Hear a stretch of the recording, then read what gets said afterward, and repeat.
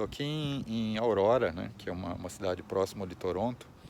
Eu vim encontrar o Marcos aqui, né, que é uma pessoa que a gente conheceu através do canal do YouTube.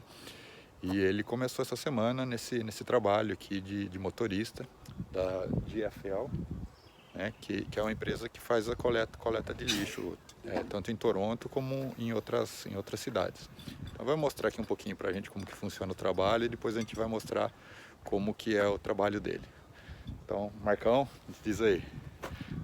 Alô pessoal do Roda Fria, boa tarde, satisfação participar aqui desse vídeo. Vou mostrar para vocês um pouquinho aqui como é que funciona o meu trabalho. Esse é o veículo que eu estou trabalhando atualmente, né? Como vocês podem ver, é um caminhão de lixo. E esse veículo, ele é todo monitorado, tá? Vocês puderam observar ali na frente, né, no retrovisor frontal, nós temos uma câmera que é para gravar todo o movimento aqui do lado direito do veículo. E do outro lado, nós também temos outra câmera para gravar toda a movimentação do lado esquerdo. Uma câmera apontada para frente e a câmera que é para ré. Nesse caso, a câmera de ré é para facilitar as nossas manobras quando a gente está fazendo o backup. Outra coisa também, essas câmeras têm a finalidade em função de clientes que colocam materiais que não são os adequados para a coleta do dia. Então, a gente faz coleta do reciclável e do lixo orgânico. Muitas pessoas colocam isopor, roupas, metais, alguns tipos de metais que não são os adequados para a coleta. E daí a gente tem que fazer o tag, colocar um adesivo e não fazer recolhimento. E aí a câmera nos ajuda no momento que a gente chega no depósito. Se o cliente reclamar que a gente não fez a coleta, a gente está coberto pela gravação e pelo tag. Pode mostrar dentro do caminhão ali? Ele saiu.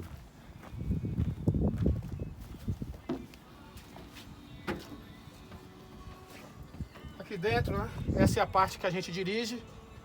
O duro aqui é que o motorista é quem faz a coleta. Então, por isso a gente tem aqui o volante do lado direito, né? O piso bem baixo, para que você possa aqui fazer todas as manobras, né? Nós temos aqui o freio, o acelerador e você dirige em pé, né? E aí você desce, depois vocês vão ter a oportunidade de ver, você desce, o motorista faz a coleta, joga, volta para cá e segue para a próxima casa. Aqui dentro nós temos um computador, né? Um tablet. Nós estamos ligados aqui às câmeras, então a gente também tem a possibilidade de ver aqui todos os ângulos do veículo. E temos o nosso logbook aqui, onde a gente coloca informações do tipo, agora a gente está no horário de almoço, então está contando o nosso horário de almoço ali via computador, né? E a gente também pode fazer o acompanhamento da rota, todas as casas pelas quais a gente passou e a gente vai clicando, né, dando o ok pelas casas que nós passamos. Do outro lado, o volante do lado esquerdo, que é para quando a gente se desloca para longe. Aqui é para quando a gente está fazendo a coleta normal e lá quando a gente vai, por exemplo, para o depósito fazer o despejo, né, do reciclável e do lixo orgânico. Então a gente é obrigado a dirigir daquele lado porque enfim, onde tem o banco do motorista, o cinto de segurança e demais itens de segurança do veículo. Legal, ótimo.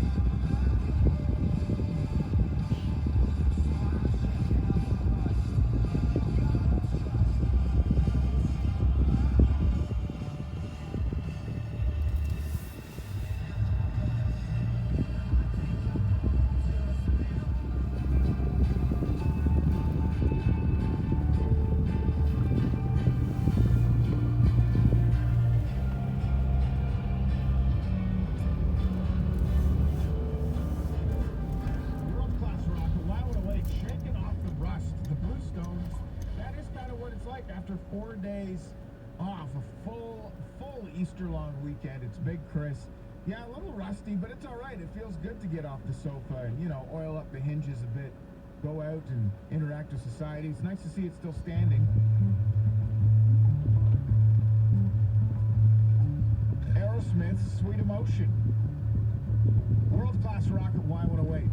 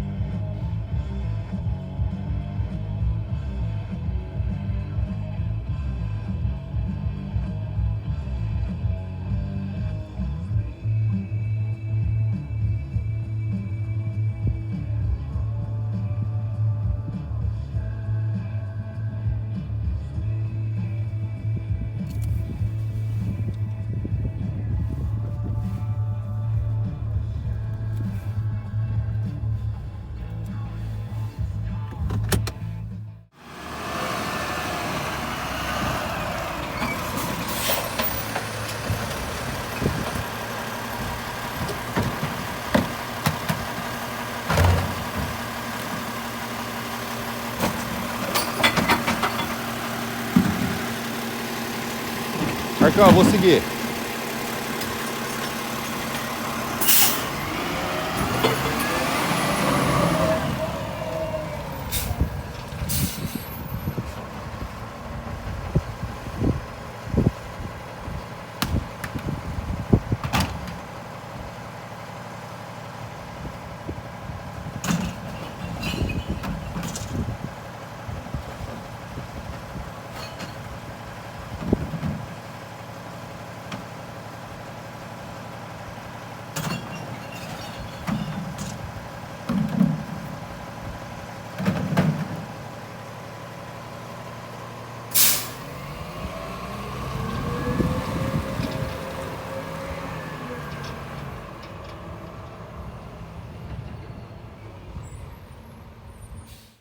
Galera do canal Roda Fria, satisfação mais uma vez estar aqui com vocês, na condição de seguidor do canal do nosso amigo Rubens, e a pedido dele eu vim aqui dar o meu depoimento com relação à minha vinda para o Canadá, como é que ocorreu esse processo, como é que isso se dá, tentar traçar uma linha do tempo para explicar para vocês o que é que me trouxe aqui para o Canadá. Bom, antes de mais nada, eu gostaria de me apresentar. Meu nome é Marcos Almeida, eu estou atualmente com 45 anos de idade, sou baiano, muito orgulho, da cidade de Feira de Santana, e eu vim para o Canadá há exatos 3 anos e 7 meses. A minha vida para o Canadá ela se deu em função do meu cansaço com a falta de segurança do nosso país, né? Eu costumo dizer que eu amo o Brasil, sou um patriota, como a grande maioria dos brasileiros, porém eu cheguei a um ponto em que eu estava cansado de tanta violência, de tantos absurdos e as pessoas se acostumando com aquilo, e era algo que eu não queria mais vivenciar. Principalmente porque há 4 anos, aliás, há 5 anos, eu me tornei pai pela primeira vez, né? Eu tenho um filho lindo, maravilhoso, cujo nome é Joshua, está aqui no Canadá comigo, e a vinda do Joshua, né, o nascimento dele fez com que eu marcasse esse ponto de ruptura, né, deixar o país para viver num lugar onde a gente pode ter mais tranquilidade e mais sossego, algo que infelizmente a gente não consegue nas ruas do nosso Brasil. Bom, mas traçando essa linha do tempo, né, e eu gosto de fazer isso porque eu tenho um diploma em História, então acho que é sempre interessante a gente contextualizar. Eu espero que não fique muito longo o vídeo, mas o que acontece é que aos 19 anos eu saio lá de Feira de Santana e me alisto na Força Aérea Brasileira, na cidade de Salvador, que é a capital do estado da Bahia, em função de buscar cumprir algo que era um desejo meu de criança, né? Ingressar na Força Aérea Brasileira. Naquele momento eu tinha pouca ideia do que vinha a ser as Forças Armadas, a própria Força Aérea Brasileira. Era aquela coisa de criança de poder estar em contato com as aeronaves, estar em contato, né, com os equipamentos da Força Aérea. Então eu entro na aeronáutica a partir do alistamento militar obrigatório, e uma vez que eu entro lá eu passo a conhecer as Forças Armadas por dentro. Após cerca de 1 ano e meio na condição de soldado de 2ª classe, eu presto o concurso para soldado de 1ª classe. Isso faz com que eu me desloque para o estado de Pernambuco, né? Mais precisamente para a capital, para Recife, para fazer um curso de qualificação. E ali eu fico 4 meses em Recife, retorno a Salvador, já promovido a soldado de 1ª classe. Daí eu começo a ter mais informações a respeito do Exército Brasileiro, né? E com isso eu presto o concurso em 1996, tá? Só lembrando que eu entro na aeronáutica em 1993 e em 96 eu sou aprovado no concurso da Escola de Sargento das Armas. Com isso eu me mudo para Minas Gerais em 97, final de 96, início de 97, e ali ao longo de 10 meses eu vou passar pela formação na Escola de Sargento das Armas, na cidade de Três Corações, que é a cidade onde o nosso eterno camisa 10, o Pelé, nasceu. No final do ano, né, em novembro de 97, eu sou promovido à graduação de 3º sargento, e com isso sou transferido para a cidade de São Paulo, para a capital. Lá eu vou permanecer durante 5 anos, trabalhando no quartel-general do Exército, no bairro do Ibirapuera. É lá que eu faço a minha graduação em História, né? E depois de 5 anos em São Paulo, eu consigo retornar para a Bahia. E vou para a cidade de Feira de Santana, para a minha cidade, trabalhar no 35º Batalhão de Infantaria. Bom, chego em Feira, passo 1 ano lá na minha cidade, e aí tenho alguns dissabores com relação à minha carreira, né? Eu já estava há 10 anos ao todo, juntando o meu período de aeronáutica com o Exército. Eu já vinha há 10 anos nas Forças Armadas, o que me deu a condição de estável, que é algo que é adquirido pelos praças, né? Os sargentos, os subtenentes, eles adquirem estabilidade após 10 anos de serviço. Eu adquiri a estabilidade, mas estava insatisfeito com a carreira, com os rumos, com questão salarial, e com isso eu decido deixar a carreira. Eu peço demissão, né? Colocando num termo civil. Peço demissão das Forças Armadas e com isso passo a dar aula como professor substituto lá na minha cidade, Feira de Santana. No ano de 2004, eu recebo um convite para ir trabalhar em Salvador, e aí eu vou para Salvador e inicio um trabalho como gerente de uma organização não governamental, uma ONG. Eu passo 5 anos nessa ONG.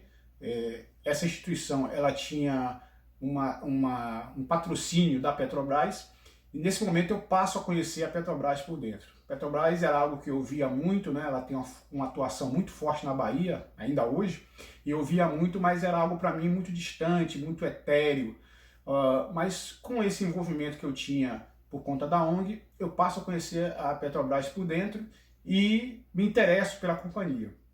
Então eu presto o concurso para a Petrobras no ano de 2010, sou aprovado em primeiro lugar para o estado de Pernambuco e com isso eu passo a fazer parte do quadro de empregados da Petrobras, né? Então eu vou trabalhar em Pernambuco, na obra da refinaria Abreu e Lima, fico lá cerca de 2 anos e após 2 anos eu consigo a movimentação para Salvador para trabalhar na sede da Petrobras do Norte e Nordeste, lá na capital do meu querido estado da Bahia.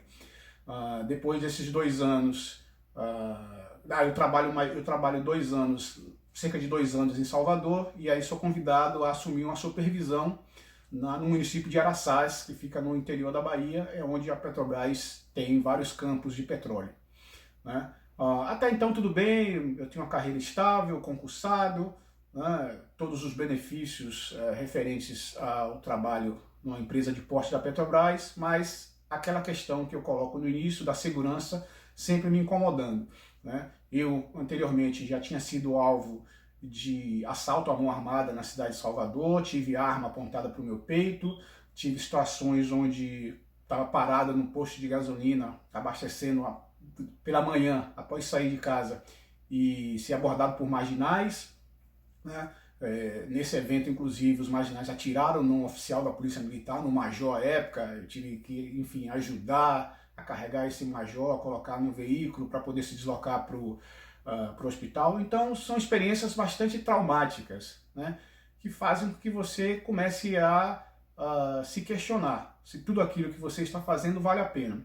E aí, entre mentes, né, eu vou fazendo algumas viagens. À medida que a gente adquire uma condição financeira melhor, a gente começa a viajar. Então eu tive a oportunidade de ir para a Argentina, para o Uruguai, para o Chile, Estados Unidos, e a gente vê que a vida nesses países ela transcorre de uma maneira totalmente diferente do que a gente vê no Brasil.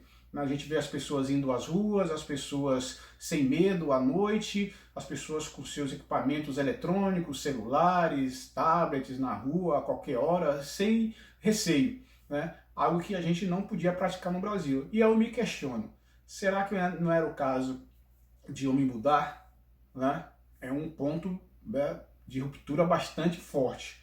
Mas eu começo a fazer esse questionamento e, enfim, quando chega o ano de 2006, por conta de toda a crise, aliás, 2016, por conta de toda a crise que o Brasil vinha vivendo e a Petrobras em particular, a Petrobras ela abre então um plano de demissão voluntária e aí eu vejo a oportunidade de poder realizar esse desejo que eu tinha de morar fora, né? Então eu saio da Petrobras em setembro de 2016 e pouco mais de 3 semanas depois eu já estou aqui no Canadá, venho para Toronto de mala, cuia, esposa e filho e tudo mais, né? Eu venho para cá para fazer o Pathway, estudo no Pathway de outubro de 2016 até dezembro. Após a conclusão do Pathway, eu aplico para o Centennial College e entre mentes, eu também solicito a mudança de visto, né? Porque nós vimos para cá na condição de turista para fazer o Pathway,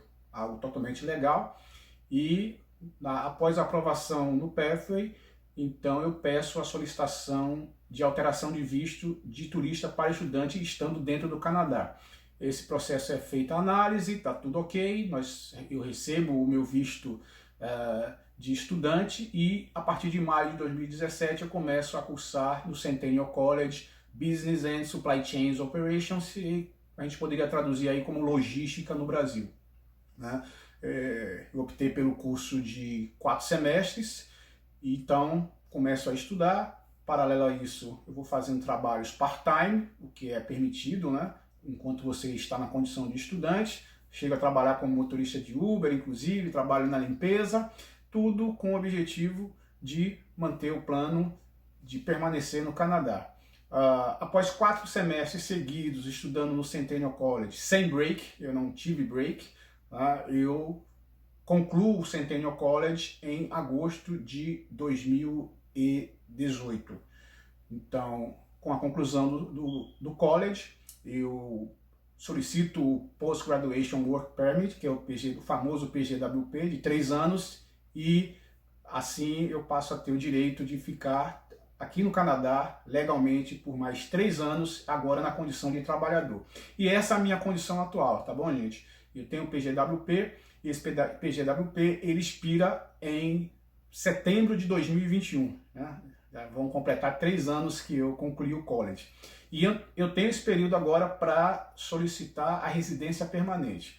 Bom, existem vários programas de imigração para o Canadá, né? Eu tentei alguns dos outros programas em função do meu término de college, mas eu, depois de fazer uma análise mais cuidadosa, eu optei por tentar o programa daqui de Ontário, onde aqueles que têm a DZ, né, a Driver's License D, aqueles que podem dirigir caminhão, que tenham 9 meses de experiência e que cumpram alguns requisitos lá da empresa, como a empresa ter 5 funcionários canadenses, né, um certo faturamento, então eu opto por essa opção para tentar a residência permanente no Canadá. Então em dezembro de 2019 eu começo a frequentar a autoescola para caminhão. Eu nunca tive experiência com caminhão, seja no Brasil, seja aqui. Então eu passo a frequentar a escola e em março, dia 10 de março de 2020, eu faço o teste, né, o road test, e sou aprovado. E com isso eu já começo a aplicar para vagas para dirigir caminhões.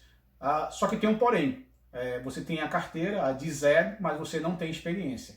E a grande maioria das empresas, elas exigem que você tenha experiência em função do seguro. O Ruben já tratou disso, né? Quando uma empresa contrata um motorista que não tem experiência, o seguro dessa empresa vai nas alturas. Então, por isso, elas dão preferência para aqueles que têm experiência. E aí, sobram muito poucas opções para a gente que não tem experiência, né?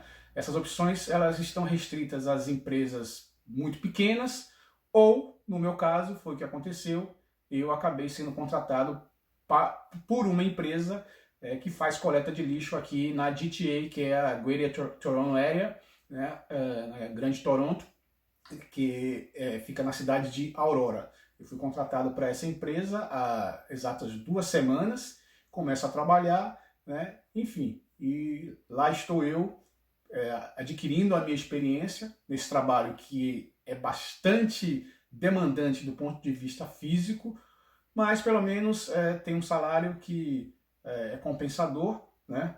Por conta da experiência que nós não temos, então é um salário que é interessante para início de carreira. E o mais importante, né? Como eu disse, a gente está adquirindo a experiência e nessa empresa eu espero ficar pelo menos os 9 meses, para que aí a partir de então eu possa aplicar para o meu PGWP, que é o meu grande objetivo no Canadá, é me tornar residente permanente, porque aí eu acredito que a gente passa a ter outras oportunidades, né? Você pode pensar em abrir um negócio, você pode pensar em ser autônomo, você pode até, de certa forma, escolher os empregos que você vai ter, uma vez que você passa a ser residente permanente, tá? Mas é isso, gente. Um abraço a todos, né? Continue acompanhando e prestigiando o Roda Fria, o canal do nosso amigo Rubens, e me coloco à disposição de vocês caso vocês tenham alguma pergunta, alguma dúvida no futuro. Um abraço a todos e a gente se vê.